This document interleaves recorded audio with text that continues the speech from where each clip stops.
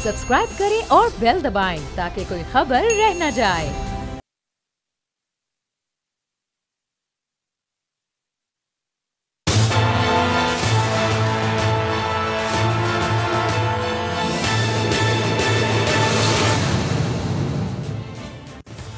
अस्सलाम वालेकुम। प्रोग्राम तज्जिया में अलीना इलियास, समी इब्राहिम, राना ताहिर मेरे साथ।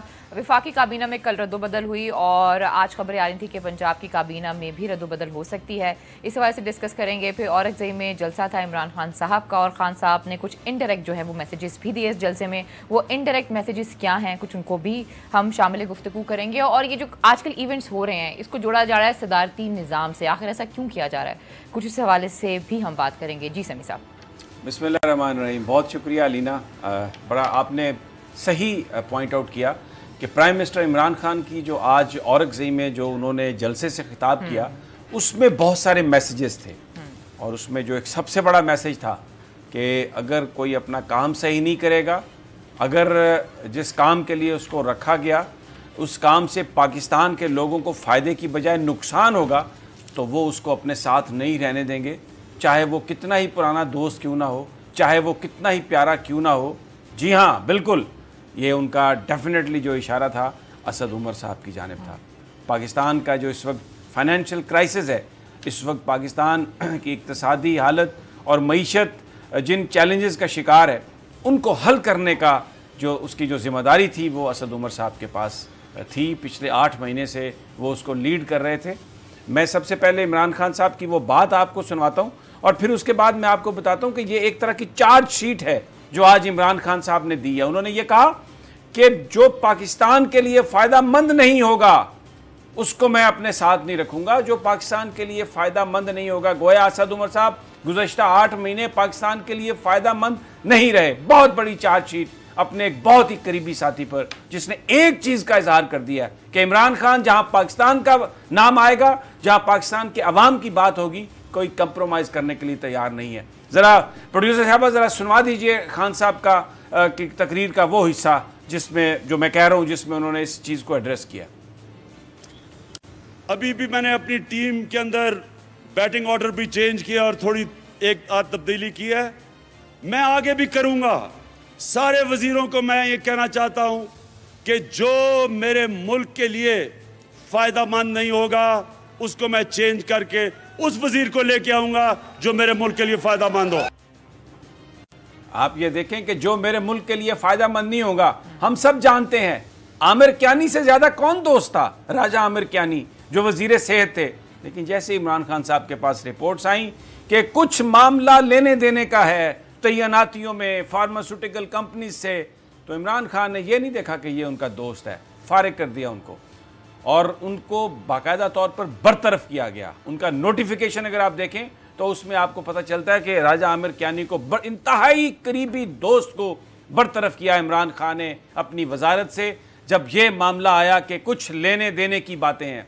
और जो असद उमर साहब का जो मामला है, पिछले कई महीनों से ये बात चल रही थी कि पाकिस्तान IMF के साथ मुज़ाकरात में है और असद उमर साहब हमेशा कौम को ये यकीन दिलाते रहे कि बस मुआहदा हो चुका, बस हर चीज़ हो चुकी और हमने जो ताख़ीर की है उससे जो मुआहदा है वो बहुत अच्छा होगा। अच्छा, कल Asad Umar sahab, sorry to cut you here, वो काशिफ अब्बासी साहब के शो में थे। उन्होंने कहा इससे इस जो भी फैसला लिया गया है इसका कोई ताल्लुक नहीं है कारकर्दगी से, ये बेसिकली अपोजिशन का प्रेशर था जो कि बर्दाश्त नहीं किया गया और इस वजह से ये फैसला लिया गया। This is what he said. जो असद उमर साहब की जो बात है उसकी कोई अब हैसियत नहीं है अलीना। उनका ये मौक़िफ़ इमरान खान वज़ीर-ए-आज़म पाकिस्तान ने आज रद्द कर दिया जब उन्होंने ये कहा कि जो मेरे मुल्क के लिए फ़ायदा मंद नहीं होगा मैं उसको अपना वज़ीर नहीं रखूँगा। अपोजिशन के प्रेशर की बात नहीं है। हमें ज़रा ये बता रहे हैं कि IMF के हवाले से झूठ बोला गया वज़ीर-ए-आज़म पाकिस्तान को। IMF बड़ी कड़ी शराइत लेके आ रहा है। IMF की जो शराइत हैं अगर उन पर हम अमल दरामद करें तो पाकिस्तान के गरीब अवाम और मजीद गुर्बत में पिस जाएंगे। और तो यानी कि अब हम IMF की तरफ नहीं जाएंगे, ये फैसला भी हो सकता है। ये फैसला ये हो सकता है फैसला, लेकिन अभी ये फैसला नहीं है कि IMF की तरफ नहीं जाएंगे। मैं दूसरी बात आपको बता दूं, दूसरी बात यह है कि एक जो बड़ी कड़ी शर्त है IMF की तरफ से, वो पूरी तफसील चाहता है IMF पाकिस्तान के जो चाइना के साथ मामलात हैं, एक एक एग्रीमेंट, क्योंकि IMF एक पॉलिटिकल बैंक है। ये असूली तौर पे तो ये सोच ही गलत है उसके पास IMF के पास जाने की, लेकिन असद उमर साहब इस हवाले से बहुत गलत बयानियां, मैं ये कहता हूं कि वो तसल्लियां देते रहे, गलत तसल्लियां, समझे नहीं खान को, अपने कप्तान को समझे नहीं कि जहां पर पाकिस्तान का जिक्र आएगा, पाकिस्तान की बात आएगी, वो कंप्रोमाइज करने के लिए तैयार नहीं होंगे। वो अब सारी की सारी डिटेल्स चाहिए। देखें अभी हफीज पाशा साहब को बनाया गया, क्यों बनाया गया हफीज पाशा साहब को कि उनको हफीज शेख साहब को इसलिए बनाया गया कि अब ये चीज़ें रीनिगोशिएट होंगी, अब चीज़ें दोबारा उन पर बात करने की कोशिश करेगा पाकिस्तान, इसलिए कि जो इस वक्त सूरत हाल है ये बड़ी एक चैलेंज है। इमरान खान कप्तान चैलेंजेस से घबराता नहीं है। देखें वोट कितने कम हैं कौमी असम्बली में अपनी हुकूमत को बचाने के लिए, लेकिन जहां पर पाकिस्तान की बात है Imran Khan is not bothered about it. ये क्योंकि वो कहते हैं हुकूमत रहे या न रहे, कमिटमेंट पाकिस्तान के लोगों के साथ है। आज भी जो उन्होंने वहां पर जो तकरीर की, जो हमने आपको एक ये हिस्सा सुनाया, दूसरा हिस्सा एक और बात मैं आपको बता दूं, जरा थोड़ा सा इसमें अगर आप इजाजत दें तो। उन्होंने एक और बात कह दी वहां पर, और वो बात उन्होंने कही कि तब्दीलियां मजीद भी होंगी, ये नहीं है कि मैं यहां पे रुकूंगा। जरा वो गुफ्तगू उनकी सुनवा दें जिसमें उन्होंने कहा कि और भी तब्दीलियां मैं करूंगा। मैं महमूद खान आपको भी आज इस स्टेज पे से कह रहा हूं, और वहाँ हमारे चीफ मिनिस्टर उस्मान बुज़दार वो भी सुन रहे होंगे पंजाब के, उनको भी मेरी आवाज़ जाए। देखें एक अच्छा कैप्टन मुसलसल अपनी टीम की तरफ देख रहा होता है। अच्छे कैप्टन ने मैच जीतना होता है। मैच जीतने के लिए वो अपनी टीम पे नजर रखता है। कई दफा उसको बैटिंग ऑर्डर बदलना पड़ता है, बैट्समैन किसी को ऊपर खिलाना पड़ता है, किसी को नीचे। कई दफा उसे किसी को टीम में निकाल के नए खिलाड़ी को लाना पड़ता है। जो कैप्टन होता है उसका सिर्फ एक मकसद होता है, अपनी टीम को जिताना। बिल्कुल, एक तो उन्होंने इसमें यह कह दिया कि अभी जो पंजाब और केपीके के वज़राए आला हैं उनकी तब्दीली मैं अभी नहीं कर रहा। दूसरा उन्होंने जो उनको बात बताई, यकीनन वो उस पर खुद भी बिलीव करते हैं कि निकालना पड़ता है, बाज़ औक़ात तब्दील करना पड़ता है, बाज़ औक़ात निकालना पड़ता है, किसी और को मौका देना पड़ता है। मैं आपको बात बताऊं, जो वफाकी काबीना में भी जो हमें सोर्सेज बता रहे हैं तब्दीलियां हो सकती हैं, और मैं आपको ये बता रहा हूं कि जो सबसे बड़ा निशान होगा वो पाकिस्तान की वजारत खारजा पर होगा। एक रोबस्ट हमें सफारतकारी की ज़रूरत है। पाकिस्तान ने तालिबान को डिलीवर किया अमेरिका के साथ, लेकिन हमें क्या मिला अभी तक? कोलिशन सपोर्ट फंड, अमेरिका उसकी बात करने के लिए तैयार नहीं है। पाकिस्तान के अरबों रुपए अमेरिका ने देने हैं, जो पाकिस्तान का बिल है वो अमेरिका ना उस पर बात करने के लिए तैयार है, ना उस पर देने के लिए तैयार। दूसरी बात कि पुलवामा हमले के बाद बजाय इसके कि अमेरिका भारत की तरफ से जो दहशतगर्दी की गई, भारत की तरफ से जो पाकिस्तान की फ़ज़ाई हदूद की खिलाफ वर्जी की गई, बजाय इसके कि उसको वो क्रिटिसाइज करे या उसको तनकीद करे, उन्होंने मौलाना मसूद अजहर के खिलाफ सलामती कौंसिल में एक रेजोल्यूशन पेश कर दी, जो कि बहुत बड़ी पाकिस्तान की जो सफारतकारी है वो कहाँ गई? पाकिस्तान की सफारतकारी से या जो बाहर के जो अलाइज ममालिक हैं उनसे हमने उनसे क्या हासिल पाया? और मैं आपको एक और बात बता दूं, इस वक्त जो फॉरेन ऑफिस से जो वज़ीर-ए-आज़म की तवक्कुआत बहुत ज़्यादा थी, लेकिन एक मैं आपको ये ख़बर दे रहा हूँ कि तकरीबन 2-3 हफ्ते पहले एक मीटिंग तय हुई अमेरिकी सफ़ीर के साथ प्राइम मिनिस्टर की, लेकिन उस मुलाकात को भी कैंसिल कर दिया गया। क्यों कैंसिल किया गया? सेक्रेटरी फॉरेन अफेयर्स ने यह कहा, तमीना जंजुआ ने किसके कहने पे यह कहा होगा कि जनाब आप अमेरिकी सफ़ीर से ना मिलें, जनाब यह आपका प्रोटोकॉल नहीं है। और वो मुलाकात इमरान खान साहब ने कैंसिल की, इसलिए कि इमरान खान इदारों की मजबूती चाहते थे, क्योंकि फॉरेन ऑफिस ने यह कहा कि यह मुलाकात हमारे थ्रू तय नहीं हुई। तो इमरान खान ने कहा कि ठीक है, लेकिन वो रिजल्ट मांग रहे हैं। वजीर आजम मिलना भी इसलिए चाहते थे अमरीकी सफ़ीर से, खुल के बात करना चाहते थे खान के मुस्तकबिल के हवाले से, क्योंकि इस वक्त ये जो सब लोग हैं, जो वर्ल्ड बैंक और IMF के जो मरात याफ्ता लोग हैं, ये सारे के सारे पाकिस्तान को IMF की तरफ ले जा रहे हैं। IMF की तरफ ये तो फैसला हो चुका जाना, लेकिन शरायत, उन शरायत पर आप नहीं जा सकते जिन शरायत पर पाकिस्तान के लोग मजीद गुर्बत की चक्की में आ जाएं। ये बड़े सीरियस चैलेंजेस हैं। शाह महमूद कुरैशी से भी सवाल होगा वजारत खारजा के हवाले से, क्योंकि उनके दिल से पंजाब की कुर्सी नहीं निकल रही।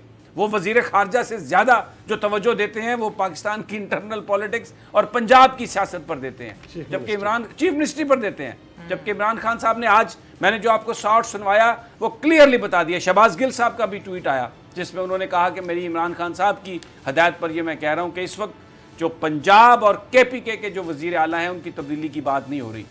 इमरान खान तो ये तब्दीलियाँ पाकिस्तान के मफादात को देख के कर रहे हैं, इसलिए कि वो किसी तरह भी कंप्रोमाइज़ करने के लिए तैयार नहीं है। अपोजिशन इस पर अपना वावेला डाल रही है। वो ये कह रहे हैं जी अनसर्टेनिटी, लेकिन जो लोग समझते हैं मामलात को, आज स्टॉक मार्केट 630 पॉइंट ऊपर गई है। कॉन्फिडेंस, यानी असद उमर साहब के हटाने से कॉन्फिडेंस, ये बहुत सारे वो सियासतदान जिनकी जो तारें हैं वो कहीं बाहर से हिलती हैं, वो खुद भी तो ये ख्वाब देखना शुरू हो गए थे कि अगर हम IMF को ले आएंगे, अमेरिका को ले आएंगे, तो हो सकता है कल हम वजारत उज़्मा की कुर्सी पर भी बैठ जाएं। ग्रुप्स है, पॉलिटिक्स बड़ी रुथलेस गेम है राना साहब। इसमें बहुत सारे जो लोग हैं वो मिलके बहुत सारी चीज़ें करते हैं, लेकिन जाहिर है उन पर भी नज़र है, बहुत सारी चीज़ें ट्रैक डाउन हो जाती हैं। तो इसलिए ये जो तब्दीलियां हैं, वैसे इमरान खान साहब ने बहुत बड़ी तब्दीली की है जिसका हम सब इतना जिक्र नहीं कर रहे हैं, वो इंटीरियर मिनिस्ट्री की है। अपने आप को भी उन्होंने हटा लिया वहां से, इसका मतलब है वहां पे भी कारकर्दगी वैसी अब राना साहब इस पर कमेंट करेंगे। और एक और सवाल राना साहब आपके लिए, आमिर कियानी, असद उमर बड़े क्लोज हैं इमरान खान साहब के, जहांगीर तरीन साहब भी बड़े क्लोज हैं, तो जहांगीर तरीन साहब की तरह तो नहीं सियासत करेंगे, बाद में आएंगे और पता चलेगा बैठे। एक बात राना साहब मुझे कह लेने दें, फिर पोडियम आपके पास है। ये जो आपने एजाज शाह साहब का जिक्र किया है ना, एजाज शाह साहब, नवाज शरीफ जानते हैं एजाज शाह क्या चीज़ है, शहबाज शरीफ जानते हैं एजाज शाह क्या चीज़ है, कोई नहीं जा रहा, और चौधरी परवेज इलाही साहब भी जानते हैं एजाज शाह क्या चीज़ है। जनाब राना साहब, अब पोडियम आपके पास है।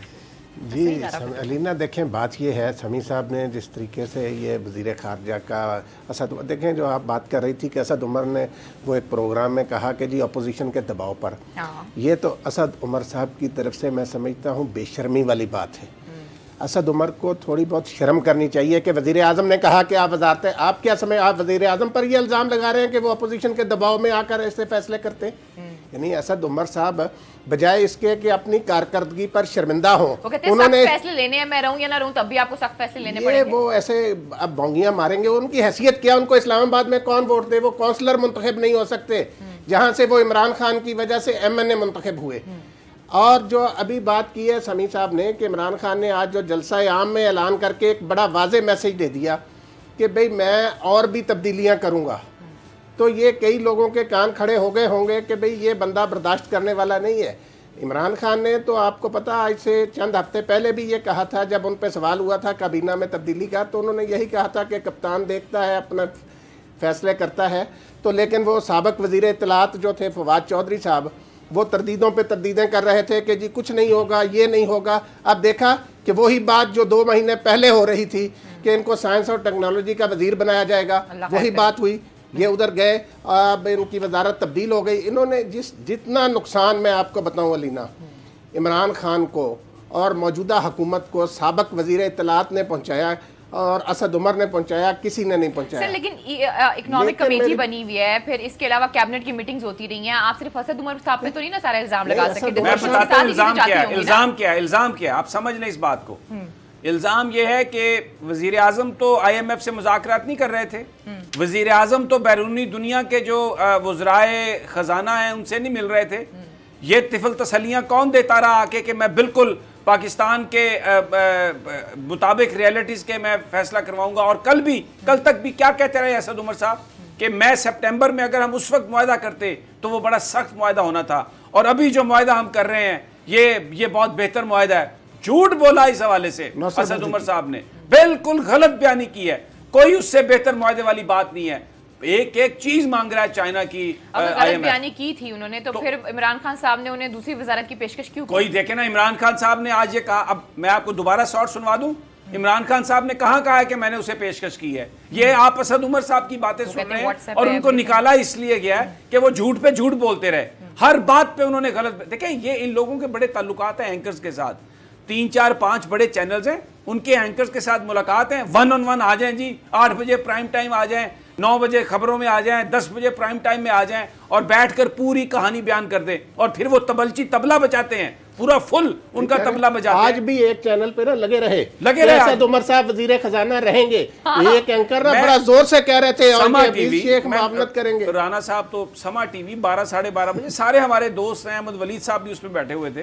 क्या कह रहे हैं कि जी वजीर खजाना जो है ना असद उमर साहब बदस्तूर काम करते रहेंगे, हफीज शेख वैसे नोटिफिकेशन जारी हो तो गया।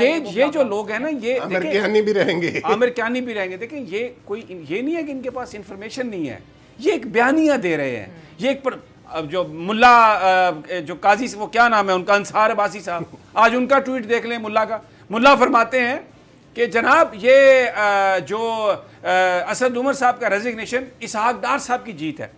मैं जब पढ़ रहा था तो मैंने तब भी राना साहब से शेयर किया, आपके साथ भी शेयर करता हूँ।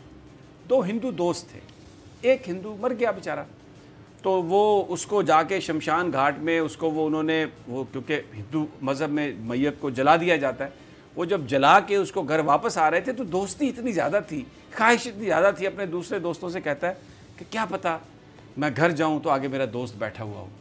ये अभी तक उसी हिंदू की तरह ये सोच रहे हैं कि इसहाक डार वापस आ जाएगा, क्योंकि आसिफ जरदारी कह रहे हैं अपने दोस्तों को कि अक्टूबर में हम वापस आ जाएंगे, और नवाज शरीफ और शहबाज शरीफ साहब के दोस्त ये कह रहे हैं कि बस NRO हुआ के हुआ। ये वो सारे लोग हैं जो पाकिस्तान में मिसपरसेप्शन, जो पाकिस्तान में कन्फ्यूजन, ये बताने के लिए क्यों इमरान खान साहब ने आज एक और बात कही कि अगर इनको पता है कि अगर मैं 2 साल तक ये हुकूमत रही तो ये सब जेल में होंगे। जरा सुन लें इमरान खान साहब की वो बात, तो वो इन तमाम चीजों का जवाब है। जरा इनको मुश्किल क्या पड़ी हुई है? इनको मुश्किल ये पड़ी हुई है कि हर रोज मेरे सामने इनकी करप्शन की नई दास्तानें आ रही हैं। इनको डर ये है कि अगर इमरान खान 2 साल भी रह गया तो ये सारे जेलों में चले जाएंगे। अब ये इसमें उन्होंने बिल्कुल सामने वाजे कर दिया कि इनकी प्रॉब्लम ये है, ये समझते ये हैं कि अगर इमरान खान की हुकूमत 2 साल भी रही तो ये सब के सब जेल में चले जाएंगे, और जो ख़तरा है वो जमहूरियत को नहीं है, वो ख़तरा इनकी करप्शन के चोरी के माल का है। क्योंकि अगर इमरान खान साहब रहते हैं तो इनसे माल ज़रूर माल मसरूका बरामद होगा, इनसे माल वसूल किया जाएगा। इसलिए ये इस हुकूमत को गिराने के लिए मीडिया भरपूर तरीके से, अभी देखें ना, अपोजिशन पहले तो इतराज़ करती थी कि जी इक्तिसादी पॉलिसियाँ ठीक नहीं है, काम नहीं हो रहा। अब अगर इमरान खान साहब ने हटाया है तो अब कहते हैं कि इमरान खान साहब आपने अपनी शिकस्त का इतराफ़ कर लिया, यानी किसी चीज़ पर खुशी नहीं हो रहा है। या तो फिर आप कहें ना कि जी बिल्कुल अब आपने ठीक किया है, आपने उनको तब्दील कर दिया है, बिल्कुल ठीक है। और ये इसहाक डार और ये नवाज शरीफ साहब, ये तो है ही IMF की पैदावार, ये क्या क्रिटिसाइज कर सकते हैं इस हुकूमत पर कि आप IMF के पास ना जाएं? वो तो इंडिपेंडेंट लोग काम कर रहे हैं। डॉक्टर इशफाक हसन जैसे जय्यद लोग, बहादुर लोग ये आके बात कर रहे हैं कि जी IMF एक पॉलिटिकल प्रोग्राम है, अगर आप उससे बच सकते हैं तो बच जाएं। बहरहाल ये एक अलग डिबेट है। इमरान खान साहब ने इस शॉर्ट में एक और भी बात की कि अगर मेरी हुकूमत रही, इसका मतलब है कि हालात ठीक नहीं है। इसका मैं आपको बता देता हूँ, हालात तो बिल्कुल ठीक है, लेकिन ये जो सारी सूरत हाल है, मैंने आपसे कहा कि नंबर गेम, इस प्रोग्राम में हम आगे चलकर बात करेंगे कि जो अलाइज हैं उनकी मदद से इमरान खान साहब की हुकूमत का नंबर पूरा है। तो जब एक वजीर काम नहीं करता, अगर आप उसको हटाने की बात करते हैं, भले वो दोस्त भी हो, जैसे गुलाम सरवर खान साहब बैठे हुए हैं घर में कि जी मैं तो नाराज हूँ, मुझे तो पेट्रोलियम ही चाहिए, तो एक नंबर गेम की वजह से, यही वो वजह है अलीना, जो पाकिस्तान में सदारती निज़ाम की बात हो रही है, जो पाकिस्तान में ये कहा जा रहा है कि इमरान खान साहब जाएं, कौम से खिताब करें, इस असेंबली को तोड़ें और रेफरेंडम कराएं कि मुल्क में सदारती निज़ाम होना चाहिए। इसलिए कि जब डायरेक्टली इलेक्टेड सदर होगा और उसके पास ये इख्तियार होगा कि वो अपनी मर्जी की टीम रख सके, ये इस ब्लैकमेलिंग में नहीं आएगा। ये जो मेंबरान की तरफ से आती है, ये जो इत्तेहादी पार्टीज की तरफ से आती है, मुझे ये वजारत चाहिए, मैं ये वजारत लूंगा, मुझे ये करना है, कप्तान का ये एजेंडा नहीं है। कप्तान कहता है कि मैं 23 साल पहले जब पॉलिटिक्स में आया तो मेरा ज़हन बिल्कुल क्लियर है कि मैं पॉलिटिक्स में किस लिए आया, हुकूमत के लिए नहीं आया, खिदमत के लिए आया, पाकिस्तान को इस सारे बहरान से निकालने के लिए आया। लेकिन सिस्टम ऐसा है जिसमें, ये सिस्टम क्या है, ये MNAs कौन है, ये करोड़पति अरबपति लोग, ये नुमाइंदे हैं, कोई IMF का नुमाइंदा है, कोई वर्ल्ड बैंक का नुमाइंदा है, कोई CIA के साथ मिला हुआ है, कोई बरतानिया के साथ है, किसी के बिजनेसमैन पार्टनर जो हैं वो इंडियन है। तो ये सब आके असम्बली में, चाहे वो काबीना में है, चाहे वो कौमी असम्बली में है, सेनेट में है, ये प्रेशर डालते हैं ये एक तरह का इन्होंने जाल बनाया हुआ है, जिसमें जिस तरह वो जो मकड़े को वो जो एक जाल बुना जाता है ना, जिसमें फंस जाता है, इमरान खान को इन्होंने उस वेब में फंसाया हुआ है। लेकिन इनकी ये गलतफहमी है जो पिछले 2 दिनों में हुआ, जिस तरीके से इमरान खान ने ना दोस्ती का ख्याल रखा, ना इस चीज़ का ख्याल रखा कि ये बंदा मेरे कितने करीब था, कौम के लिए बेहतर नहीं है, पाकिस्तान के लिए बेहतर नहीं है, तो उसको निकाल बाहर फेंका। तो ये जो उन्होंने बात की ना आज कि हुकूमत रहे या न रहे, या ये लोग कहते हैं कि मैं अगर 2 साल भी रहा, और ये भी उन्होंने कहा कि हुकूमत को गिराने की बात कर रहा है मौलाना फजलुर रहमान, और साथ में ये भी पूछा कि मेरा जुर्म क्या है। ये जुर्म है कि मैं करप्ट लोगों को पकड़ने की बात कर रहा हूँ, ये जुर्म है कि मैं पाकिस्तान के अवाम के हकूक की बात कर रहा हूँ, गरीबों की बात कर रहा हूँ, ये जुर्म है, ये जो बड़े बड़े माफिया जिन्होंने पाकिस्तान को लूटा, इनको पकड़ के जेल में डालने की बात कर रहा हूँ। तो बेसिकली वो इस तरह। आज एक अखबार में जो जज पे बड़ा यकीन रखता है, उसमें काफ़ी इदारिये थे और काफ़ी आर्टिकल्स थे जिसमें सदारती निज़ाम के ऊपर लिखा हुआ था और सारी मुखालफत की गई थी, और उसमें जो एग्जांपल दी गई थी हर आर्टिकल में ऑलमोस्ट वो ज़ेड भुट्टो के हवाले से दी गई थी कि भाई उन्होंने देखे ना पार्लियामेंट्री सिस्टम को चलाया, तो it's not about system, it's about people, this is what they said. देखिए, जो मुल्क हैं, सिस्टम उनके लिए बनाया जाता है, मुल्क सिस्टम के लिए नहीं बनाए जाते। इस वक्त जो पाकिस्तान का पार्लिमानी निज़ाम का तजुर्बा है, हम बता चुके हैं, कायदे आज़म ने भी ये फरमाया, अपने हाथ से लिखा कि पार्लिमानी निज़ाम का फ़ायदा सिर्फ बरतानिया को डायरी का जिक्र भी आया था, उन्होंने कहा वो डायरी भी ठीक नहीं है, किसी का नाम ले रहे थे। हमने भुट्टो साहब को क्या दिया, पार्लिमानी निज़ाम तो 4 साल बाद ही नाकाम हो गया 77 में जब मार्शल लग गया, और इस निज़ाम के नतीजे भुट्टो साहब का आप 2 साल का वो अरसा देखे ना, सदर थे उस वक्त, उन्होंने कुछ इस्लाहात भी की मुल्क में, लेकिन जब पार्लिमानी निज़ाम वो ले आए तो उसके नतीजे में फिर क्या हुआ, वो खुद भी फांसी चढ़ गए। यानी जो इस निज़ाम के खालिक थे वो खुद भी फांसी चढ़ गए, ये निज़ाम उन्हें भी नहीं बचा सका। वैसे एक और बात कहूँ, जो राना साहब अक्सर कहते हैं कि ये क्या पार्लिमानी निज़ाम की खूबियाँ हैं कि ये ताज बरतानिया जो है पूरी दुनिया में फैला हुआ था, इसमें सूरज गुरूब नहीं होता था, और अब इतना छोटा सा जजीरा रह गया है। ये सब पार्लिमानी निज़ाम की बरक़ात हैं सारी की सारी। तो पार्लिमानी निज़ाम जो है वो, उसमें ये जो सरमायादार लोग हैं ये सिस्टम का हिस्सा बन जाते हैं।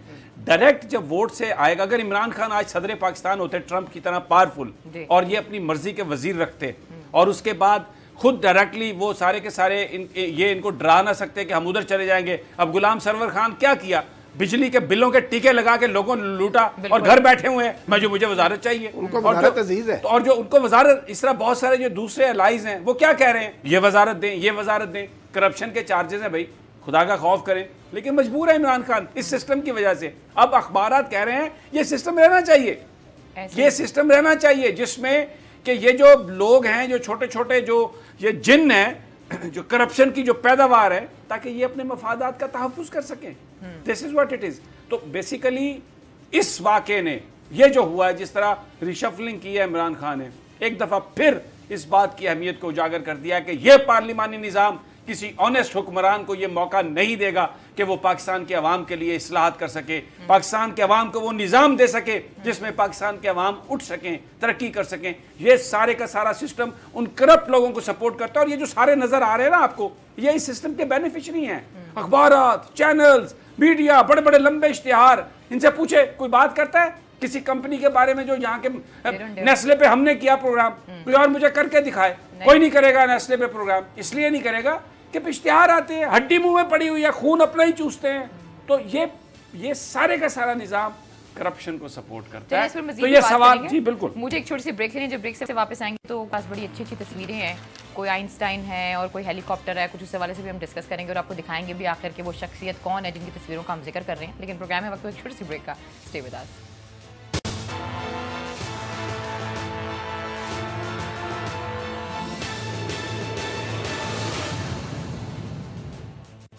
वेलकम बैक नाज़रीन, तो फिर आपको खुशामदीद कहते हैं। जी समी साहब। जी, हम तब्दीलियों की बात कर रहे हैं। कल अब वज़ीर-ए-आज़म इमरान खान ने बनी गाला में एक इजलास बुलाया जिसमें अपनी पार्टी के तमाम लोगों को बुला के उनके साथ फिर एक मशावरत होगी।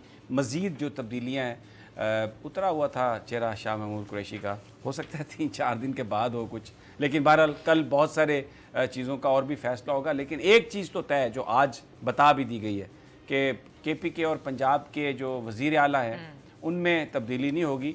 तो अगर कोई उस्मान बुज़दार को हटाने की बात सोच रहा है तो बस हज़ारों ख्वाहिशें ऐसी कि फिर हर ख्वाहिश पे दम निकले, अभी तो वो पूरी होती नज़र नहीं आ रही। और इमरान खान साहब ब्लैकमेल होने के लिए बिल्कुल तैयार नहीं है।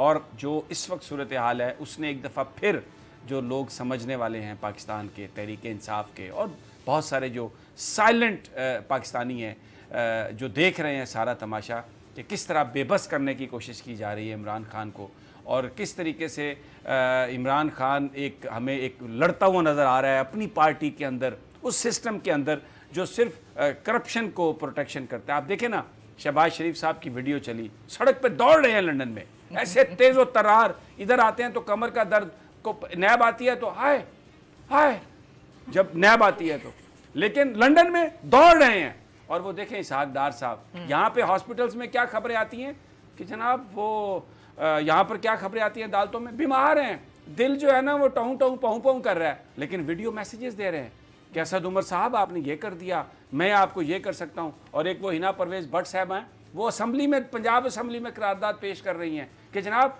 मुल्क ठेके पे दे दिया जाए इसहाक डार साहब को। एक मजाक बना के रखा है इन्होंने, इसलिए कि इस मुल्क को जिस बेरहमी से लूटा है, जिस तरह दौलत यहाँ से ये लेके गए हैं, ये अब इनकी जो दौलत है उसको वापस लाने की बात हो रही है। इसलिए ये प्लानिंग है इनकी सबकी, जिसमें अनफॉर्चुनेटली कुछ लोग ऐसे हैं जो जिनका कोई नज़रिए से ताल्लुक़ नहीं, तहरीक इंसाफ में वो हैं और इमरान खान का दिल बड़ा है, बार बार वो मौका देते हैं। अब फवाद चौधरी साहब को ही देख लें, क्या उनकी असलियत है, क्या वो किस मिट्टी के वो बने हुए हैं। यानी हम ये सुनते थे, गोएबल्स कहता है कि इतना झूठ बोलो, इतना झूठ बोलो कि वो सच लगने लग जाए। तो ये फवाद चौधरी साहब ने तो ऐसा कमाल किया है कि गोएबल्स जो है वो अपनी कब्र में करवटें ले रहा होगा कि ये, यानी झूठ जो है वो शर्मा गया है। फवाद चौधरी को देख के झूठ शर्मा जाता है, इतना झूठ, इतना झूठ। और अब वजारत साइंस और टेक्नोलॉजी में वो जा रहे हैं, अल्लाह खुदा खैर करे साइंस और टेक्नोलॉजी की वजारत पर। जरा तस्वीरें देखें, सोशल मीडिया लोग बड़ी अच्छी अच्छी बातें बनाते हैं। एक तो तस्वीर आप देखें साहब की, आइंस्टाइन, अगर प्रोड्यूसर साहब अगर आप उसको वो चला दें, जरा देखें क्या किसी ने सोशल मीडिया पे शक्ल बनाई है जनाब फवाद चौधरी साहब की, आइंस्टाइन लग रहे हैं, पूरे बना दिया 55 किलोमीटर पर साइंस और टेक्नोलॉजी में। ये देखें, ये आइंस्टाइन लिखा हुआ है, फार्मूले भी बना दिए इन्होंने, क्या फार्मूले बनाए। और ये सही चेहरा दिखा रहा है सोशल मीडिया, पाकिस्तान का आम आदमी, ये है फवाद चौधरी जो अब साइंस और टेक्नोलॉजी में जाएगा। अच्छा, एक और भी तस्वीर है बड़ी ज़बरदस्त, हेलमेट पहनी हुई है और उसके ऊपर हेलीकॉप्टर के पर लगे हुए हैं। अगर आप वो भी तस्वीर दिखा दें, क्योंकि इस पे इन्होंने बड़ी वो जब वज़ीर आज़म साहब का ट्रैवल का मामला था तो एक ऐसी बोंगी मारी थी जिस पर बहुत ज़्यादा एम्बैरेसमेंट। अब ये देखें, ये पता नहीं, ये कहते हैं ये 55 रुपए इसके नीचे लिखा हुआ था अब जो फवाद चौधरी साहब हैं जो हेलीकॉप्टर है उसे सीएनजी में कन्वर्ट कर देंगे। सीएनजी में कन्वर्ट, आप अंदाज़ा लगाएं, ये अब साइंस और टेक्नोलॉजी के ये वज़ीर बनेंगे और अल्लाह ताला खैर करे। बहरहाल ये वजारत इन्होंने बड़े मशवरे के बाद ली है। महीना डेढ़ पहले जब इन्हें पता चला कि मुझे वजारत इत्तलात और नशियात से छुट्टी होने वाली है तो इन्होंने प्राइम मिनिस्टर से कहा मेरी वजारत तब्दील कर दें। तो इनके दोस्त हैं, हमारे भी दोस्त हैं, सोहेल वड़ाइच साहब, उन्होंने कहा कि साइंस और टेक्नोलॉजी ले लो, वो बड़ा अच्छा काम है।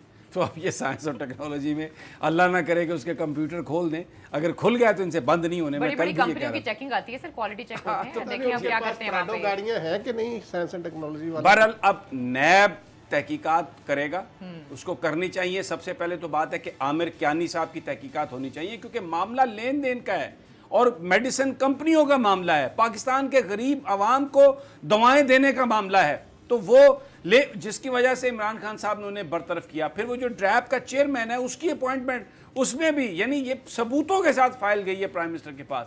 उन्होंने कहा कि अब मैं नहीं छोड़ूंगा, जिन्होंने ये सब काम किया मैं नहीं छोड़ूंगा।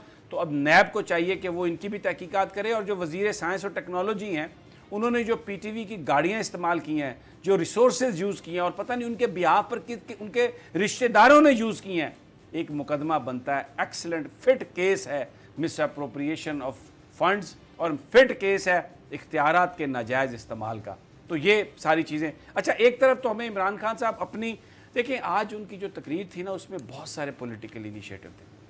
वहाँ पर जो इस वक्त कबायली इलाके हैं, क्योंकि वहाँ पर एक बहुत बड़ा ऑपरेशन हुआ, उस ऑपरेशन के बाद जो रिहेबिलिटेशन का प्रोसेस है वो ज़रा थोड़ा ताख़ीरी का शिकार है, इसलिए कि फ़ंड्स की कमी है, जिसकी वजह से दूसरे ग्रुप्स आ गए। पीटीएम वहाँ पर उन्होंने पिछले दिनों बहुत बड़ा जलसा भी किया, लेकिन इमरान खान आज गए औरंगज़ई में और वहाँ पर उन्होंने जो पॉलिटिकल इनिशिएटिव लिया उसमें उन्होंने जिक्र किया, उन्होंने ये कहा कि यहाँ पर जो पीटीएम की जो बात है, जो पीटीएम जो बात कर रही है वो बात सही कर रही है, लेकिन उनका लहजा वो ठीक नहीं है। और साथ ही उन्होंने ये भी कहा कि जो पाक फौज पर तनकीद है, उस तनकीद से मुल्क को क्या फ़ायदा होगा, हमें आगे चलना है। ज़रा सुने उनकी जो गुफ्तगू जो इमरान खान साहब ने वहाँ पर जाके की। हमारे पीटीएम नई एक तंजीम है, पठानों की तकलीफ की बात करती है, कबायली इलाकों के तकलीफ की बात करती है, ठीक बात करती है। वो जो बात करते हैं वो बात करते हैं जो मैं 15 साल से बातें कर रहा था, लेकिन जो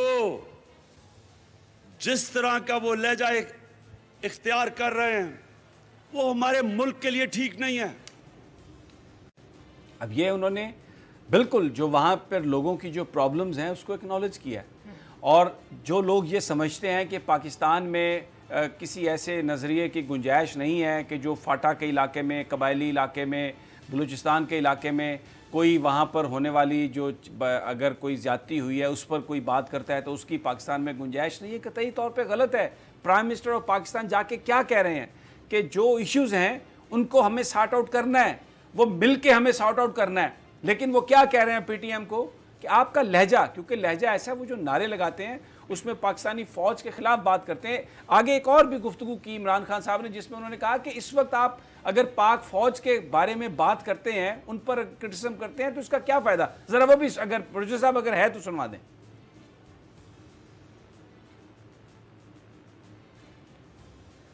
मैंने बार बार कहा कि पाकिस्तान की फौज को अमेरिका के कहने पे कबायली इलाके में ना भेजा जाए। मैंने इसलिए कहा क्योंकि कबायली इलाके के लोग वो ही हमारी फौज थी। अच्छा, ये दूसरा शॉट चला है, लेकिन ये बात भी सही कही उन्होंने, इमरान खान साहब ने। वो हमेशा से फौजी जो एक्शन है या जो ताकत का इस्तेमाल है उसके वो हमेशा से खिलाफ रहे हैं। और उन्होंने कहा है कि निगोसिएशन के जरिए आप मामलात को हल करें। और अमेरिका अब उस लाइन पे आया है। और उसमें देखें, इमरान खान साहब जब पाकिस्तान की बात आती है, पाकिस्तान की रियलिटी की बात आती है, तो माजी के कुछ फैसले जो जिन पर सवाल बहुत सारे और लोग भी उठा रहे हैं, इमरान खान साहब भी उन पर खुलकर बात करते हैं।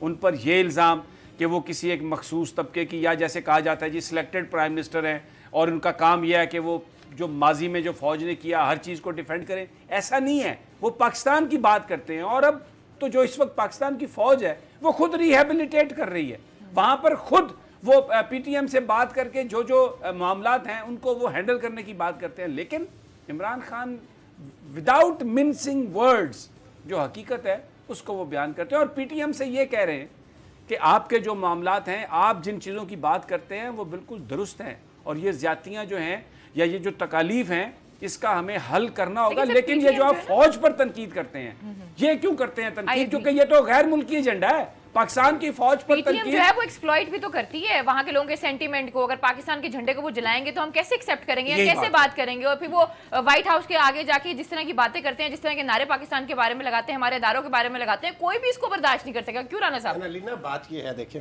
आपने पीटीएम की बात की, बात ये है कि ये बात वही है कि आसिफ जरदारी क्या करते हैं, वो पाकिस्तान के बारे में क्या करते हैं। उन्होंने हुसैन हक्कानी को एम्बेसडर बना के क्या मैसेज दिया था? वो पाकिस्तान के खिलाफ साजिश नहीं थी? बिल्कुल थी। नवाज शरीफ साहब ने वो डॉन लीक्स वाला काम किया, वो पाकिस्तान के सिक्योरिटी इदारों के खिलाफ साजिश नहीं थी? तो अगर देखें इस मुल्क में ऐसे अनासर मौजूद हैं, वो सिर्फ पीटीएम की हद तक नहीं है कि वहाँ पर ये नारे लगाते हैं पाकि सिक्योरिटी इदारों के खिलाफ।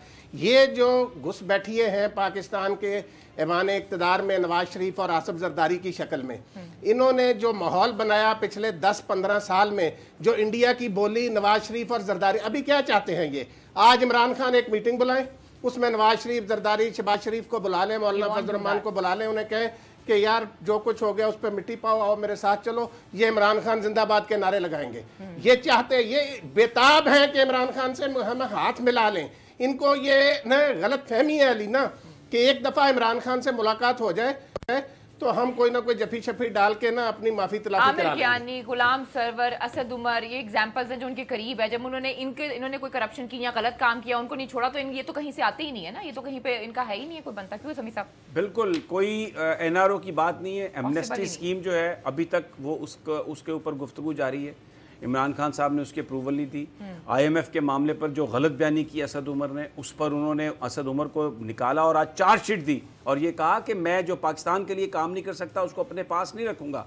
ये जो सारे एक मैसेज दिया पाकिस्तान के तमाम लोगों को कि इमरान खान की आज भी कमिटमेंट वही है जो वज़ीर आज़म बनने से पहले थी। नंबर गेम चाहे कुछ भी हो, ये हुकूमत रहे या ना रहे, मुझे इस बात की कोई परवाह नहीं। पाकिस्तान का जो मफाद है उस पर को मैं कंप्रोमाइज़ नहीं करूंगा और यही वजह है हम ये कह रहे हैं कि इस मुल्क में एक ज़रूरत है। ये सवाल पैदा हो गया है कि फिर कौन सा निज़ाम हो जिसमें एक ऑनेस्ट हुक्मरान डिलीवर कर सके, सदारती निज़ाम जिसमें इलेक्शन के ज़रिए, डायरेक्ट इलेक्शन के ज़रिए लोग सदर को मुंतखब करें, वो अपनी टीम बनाए ईमानदार लोगों की, और इन करप्ट जो पार्लियामेंटेरियंस हैं जो दौलत के बलबूते पर आ जाते हैं, इनके हाथों ब्लैकमेल ना हो, अलाइज के हाथों ब्लैकमेल ना हो। बहुत सारे लोग उम्मीद लगा के बैठे हैं पंजाब की वजारत आला नहीं देंगी, पंजाब की वजारत आला इमरान खान किसी को।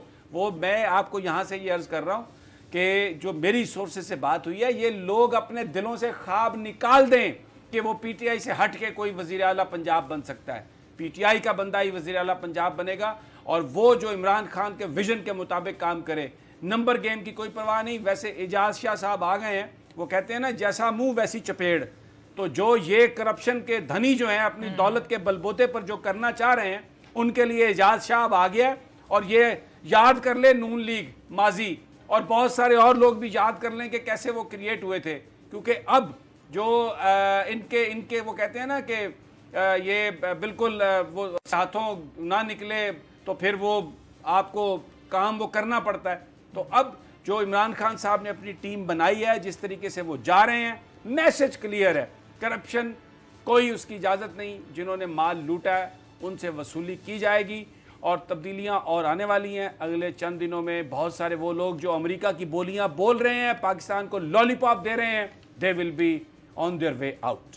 सारी जो रीशफल है वो बिल्कुल ठीक है, लेकिन एक जो है ना रीशफल वो मुझे समझ नहीं आई है और मैं चाहूँगी जब हम कल प्रोग्राम करें तो उस पर हम ज़रूर बात करें। वो आज़म सवाती साहब की है, मुझे डाइजेस्ट नहीं हुआ आज़म सवाती साहब का वापस आना। खैर, आज के प्रोग्राम से हम तीनों को इजाज़त दीजिए। अपना बहुत ख्याल रखिए। अल्लाह ने के बाद।